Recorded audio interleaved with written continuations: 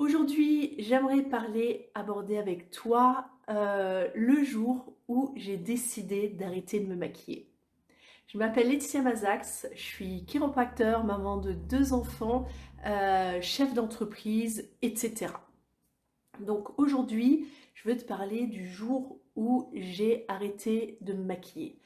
Alors, je comptais te parler de cette histoire, mais je t'en parle aujourd'hui parce que j'ai une amie qui vient de parler du fait qu'elle est en plein dans ce travail de transition, de ne pas se maquiller, d'accepter justement de sortir sans se maquiller. Je ne sais pas si c'est ton cas, mais je vois beaucoup de femmes dans mon entourage qui n'imaginent même pas sortir pas maquillée. Pour elles, sortir pas maquillée, ce serait comme sortir déshabillée.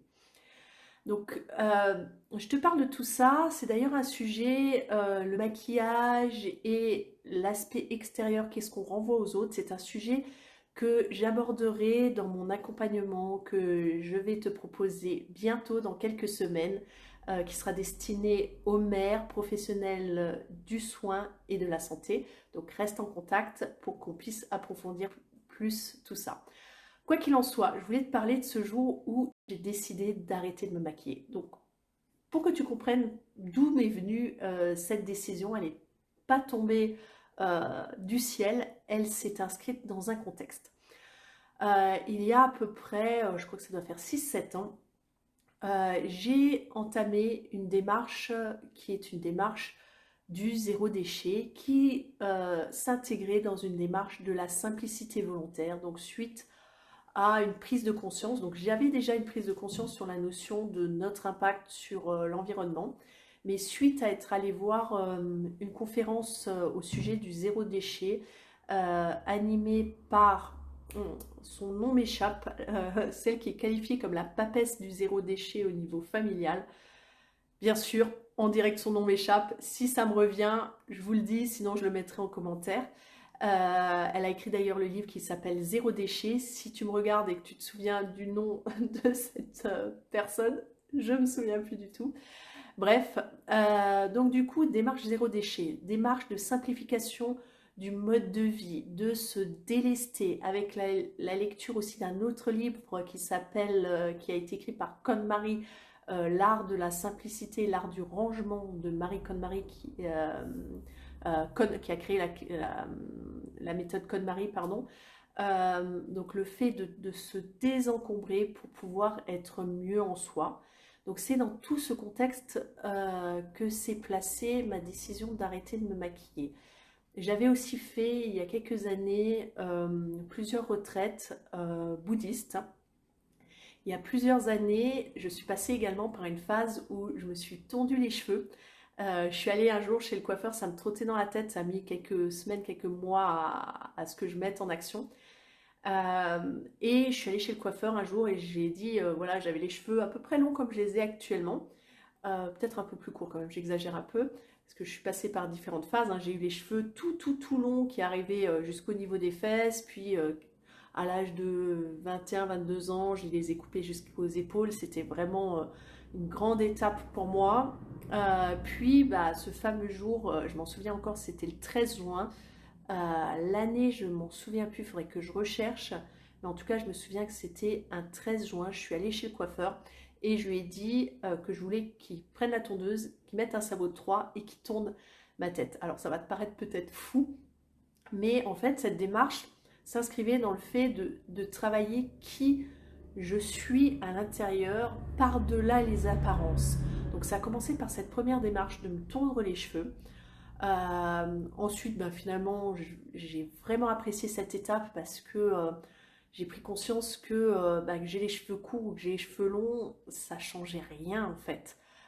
Si, en fait, ça changeait beaucoup, mais pas dans le sens négatif dont beaucoup de personnes pourraient le percevoir. Qui, à l'époque, pour moi, mes cheveux, c'était vraiment comme Samson, c'était ma force. C'est ce qui faisait que j'étais femme, que j'étais séduisante, etc.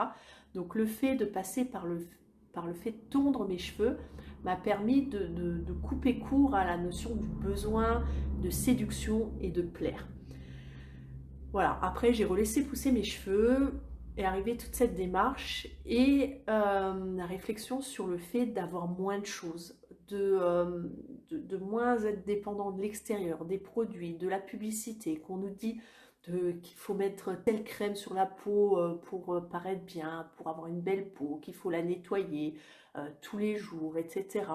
Donc, voyant ma démarche zéro déchet, bah, tous ces produits, en règle générale, ils sont emballés. Donc, le fait d'aller vers de la simplicité, je me suis posé la question, mais avec quoi ils sont faits ces produits? Donc, j'ai commencé d'abord par le démaquillant. Est-ce que je peux pas avoir quelque chose de plus simple? Est-ce qu'il n'y a pas quelque chose que je peux utiliser, que je peux faire moi-même? Donc, tout simplement en faisant mon propre démaquillant avec de l'eau et une huile basique. Puis de prendre conscience que je pouvais me démaquiller simplement à l'eau et au savon. Et petit à petit, bah, je me suis mis à mettre moins en moins de produits sur ma peau.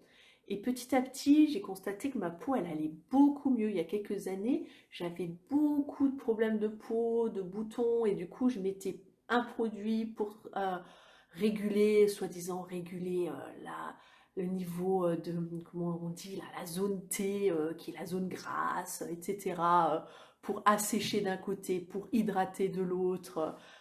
Et en fait, je recouvrais ma peau de fond de teint pour pouvoir cacher ces boutons. Et plus je faisais ça, moins ma peau respirait.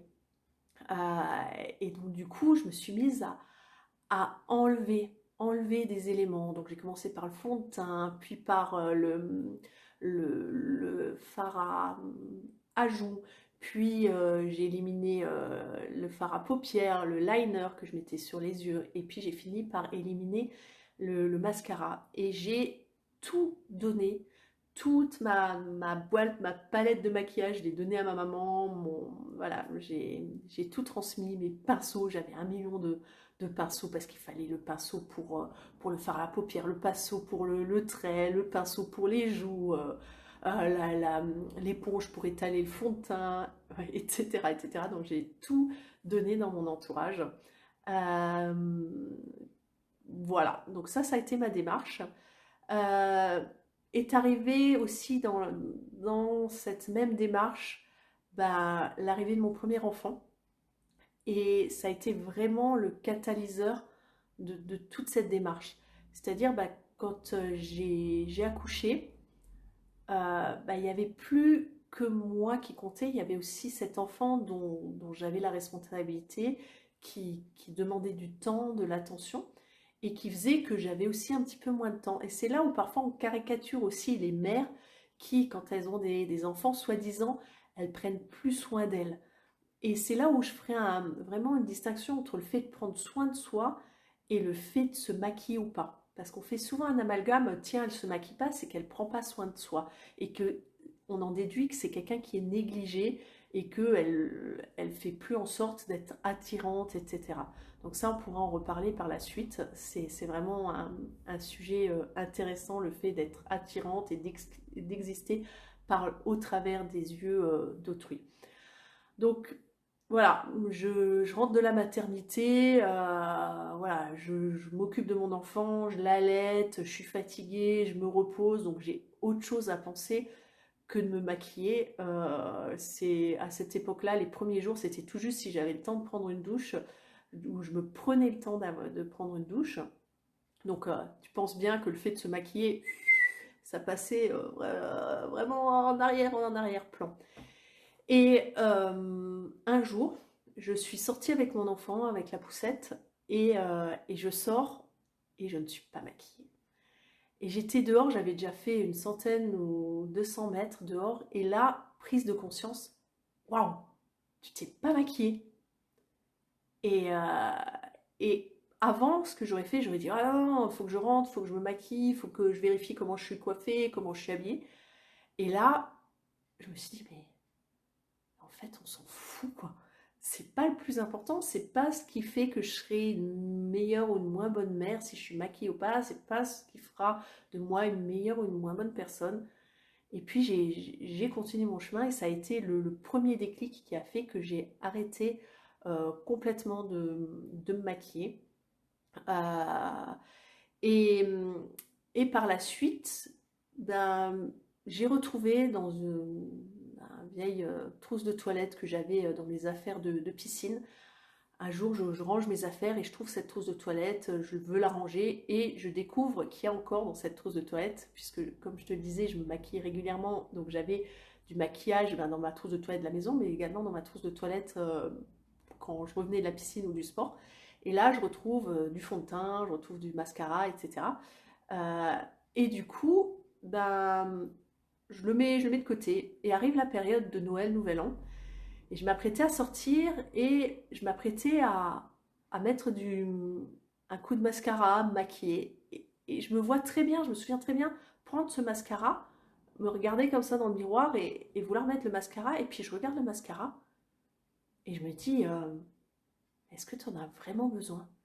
Est-ce que c'est le fait de mettre du mascara là maintenant qui va déterminer la qualité de la soirée que tu vas passer?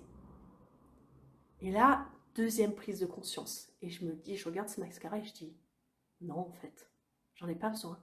Et je le referme. Et c'est là où j'ai vraiment eu la deuxième prise de conscience vraiment complète, où j'ai vraiment décidé qu'à partir de ce jour-là, je ne me maquillerai plus. Euh, cette démarche, elle s'est accompagnée aussi de la démarche de réflexion sur le besoin de se savonner tous les jours, sur le besoin de faire un shampoing tous les jours. Est-ce que le simple fait de laver, mouiller ses cheveux, est-ce que c'était pas juste suffisant? Ça s'est inscrit sur la réflexion sur l'épilation également. Il y a quelques années, j'allais tous les mois me faire épiler chez l'esthéticienne. Et parfois l'esthéticienne, elle rigolait parce que d'après elle, j'avais pas beaucoup de poils. Et en fait, voilà. Et elle me disait, ouais, pourquoi, même en hiver, tu t'épiles toutes les jambes, tu pourrais faire que les demi-jambes. Et moi, je disais, bah non, je vais à la piscine, j'aime bien avoir les jambes bien propres, bien nettes, pas de poils, quoi. Et là, je me suis posé la question euh, des poils. Est-ce que Qu'est-ce qui nous l'impose? Quel est ce diktat? J'ai la chance d'avoir une maman qui est née et qui a vécu 68 et qui a fait partie de cette génération où les femmes avant ne s'épilaient pas et c'était le début de la période où les femmes s'épilaient. Et ma mère m'en a parlé de ça, du fait de s'épiler ou pas et que bah, quand elle était jeune, les femmes ne s'épilaient pas et qu'elle était euh, dans les débuts où elle s'épilait et qu'elle était traitée de pute parce qu'elle s'épilait. Et que on se retrouve dans une situation actuellement où limite c'est les femmes qui s'épilent pas qui sont traitées de pute. Et ça me fait prendre conscience que c'est qu'une question de, de, de, comment dire, de dictats sociaux, de ce que dit l'environnement et que bah, ça doit en aucun cas guider les choix que l'on fait de transformer ou pas son corps. Parce que pour moi, quelque part, c'est une transformation. Donc à cette même période, j'ai décidé aussi d'expérimenter le fait de plus forcément m'épiler tous les mois. Alors, il m'arrive de m'épiler encore un petit peu, ponctuellement, euh, en fonction de l'envie et du besoin, mais en tout cas, ce n'est plus un stress comme c'était avant, ou je sais pas si toi ça t'arrive, si tu es là-dedans, où en gros, tu as une soirée de prévue et oh mince, je me suis pas fait épiler ou je me suis pas épilé, j'ai prévu de mettre une robe, ah la cata, quoi, ou de mettre un short, ah on va voir mes poils. Et ça, vraiment, je l'ai dépassé. Donc, voilà, par moment, quand je trouve qu'il y en a un peu trop et que ça me dérange, je les enlève, mais c'est plus obligatoire et c'est plus ce qui va déterminer mon état de bien-être. Depuis 5 ans aussi, suite à la naissance de mon premier enfant, bah, le fait que je l'ai allaité, j'ai porté d'autres types de soutien-gorge, des fameux soutiens-gorge d'allaitement. Quand j'étais à la maison, j'en mettais pas parce que c'était bien plus commode que ces soutiens-gorge où il faut que tu dégrafes, que tu ragrafes. C'est juste embêtant quand tu as le gamin dans les bras. Mais j'en mettais encore quand j'étais à l'extérieur et j'en mettais aussi, je sais pas si tu as des enfants, j'en mettais aussi pour pouvoir mettre des petits coussinets pour les petites fuites qu'on peut avoir. Si tu es un homme et que tu n'as pas d'enfant, tu vas peut-être découvrir ces petites choses. Donc quand on allait, on a parfois le sein qui fuit un peu et puis ça fait des auréoles sur les vêtements. Donc du coup, on peut mettre un petit coussinet sur le sein et du coup, le fait d'avoir un soutien-gorge me permettait de caser ça. Et suite à la naissance de mon premier enfant, j'ai voulu remettre, au bout de quelques mois, au bout d'un an où j'ai arrêté d'allaiter, j'ai voulu remettre des soutiens-gorge et je me suis sentie très étriquée. Je me sentais vraiment plus à l'aise. Et donc, du coup, j'ai changé mon type de soutien-gorge. Je me suis mis à porter plutôt des brassières. Puis est arrivé mon deuxième enfant. Et donc, du coup, je portais des brassières qui me permettaient de l'allaiter. Voire rien du tout. Une fois que mon sein était régulé par rapport aux petites fuites, j'avais plus besoin de mettre les coussinets. Bah, je me suis mis à plus porter de brassière non plus parce que c'était beaucoup plus commode pour l'allaiter. Et puis petit à petit, bah, j'ai repris le travail et puis un jour, j'ai oublié de mettre le soutien-gorge parce que le matin, j'étais avec mon enfant, je ne l'avais pas mis, puis je me suis changée, j'ai oublié de mettre un soutien-gorge. Et ma journée s'est passée, j'en ai pris conscience, je crois que le soir. Et j'ai pris conscience que ça s'était bien passé en fait. Et que encore une fois, on a cette notion de dictate que les femmes, on doit avoir des seins maintenus, rebondis, gonflés, etc. Et j'ai pris conscience que ce n'était que des critères encore liés à l'impact de ce que nous dit l'extérieur. Donc depuis ce moment-là, ben, je porte plus de soutien-gorge parce que je les supporte plus tout simplement. Alors ça demande une légère adaptation parce que bah, parfois il y a des hauts qui, bah, quand on se penche, ils vont bâiller. Donc quand on avait un soutien-gorge en dessous, on pouvait les porter, on voyait que notre soutien-gorge. Maintenant, bah, si on les porte et qu'on se penche, bah, on va voir notre poitrine. Mais en même temps, je me dis, qu'est-ce qu'il y a de pire qu'on voit la peau? Quelle est la différence entre la peau de mon bras, de mon avant-bras et de mes seins? C'est bien parce que on a changé notre perception du sein, que le sein est passé de l'état de quelque chose qui est destiné à l'enfant à quelque chose qui est devenu quelque chose d'hyper sexualisé. Ben non, un sein c'est fait pour nourrir un enfant, tout simplement. Donc il n'y a pas de notion d'avoir honte. Alors je vais bien sûr pas montrer mes seins à tout le monde, mais quand on regarde en fonction des ethnies, des populations, des cultures, il y a des femmes qui vivent les seins à l'air, quoi. Alors bien sûr, c'est plutôt dans des pays chauds, mais c'est dans les pays occidentaux qu'on s'est mis à cacher ces choses-là parce qu'on ne devait pas les voir, soi-disant, parce que c'est rattaché à une notion sexuelle. Donc voilà ce que je voulais te partager. Dis-moi dans les commentaires, est-ce que toi aussi, ça t'arrive de ne pas te maquiller? Est-ce que tu te maquilles ou pas? Est-ce que ça t'arrive de ne pas t'épiler ou est-ce que pour toi c'est vraiment quelque chose qui est très très difficile? Donc bah, je te parle de ça et j'en reparlerai dans l'accompagnement que je vais proposer dans quelques semaines, de cette notion du maquillage, etc. Par rapport à ce qu'on donne à voir de soi et de quoi on a besoin pour se sentir professionnel ou pas, attaché un petit peu au syndrome de l'imposteur. Et c'est ce qui fait qu'on se limite à faire beaucoup, beaucoup de choses, notamment dans le développement d'un business. On pense trop à ce que les gens vont penser et du coup, on ne fait pas les choses au lieu de se dire, bah, j'ai envie de les faire, je les fais. Donc on abordera tout ça dans quelques semaines dans l'accompagnement que je te proposerai. Si cette vidéo te plaît, mets-moi un cœur, mets-moi un pouce. Si tu la regardes en replay, tu peux mettre un hashtag replay. Comme d'habitude, si tu la regardes en live, on est encore là pour dans quelques secondes, tu peux mettre hashtag live. Ça me permet de gagner en visibilité, de toucher plus de mères professionnelles du soin et du bien-être afin de les aider à booster leur business sans sacrifier leur vie de famille et surtout sans stress. Je te dis à ciao!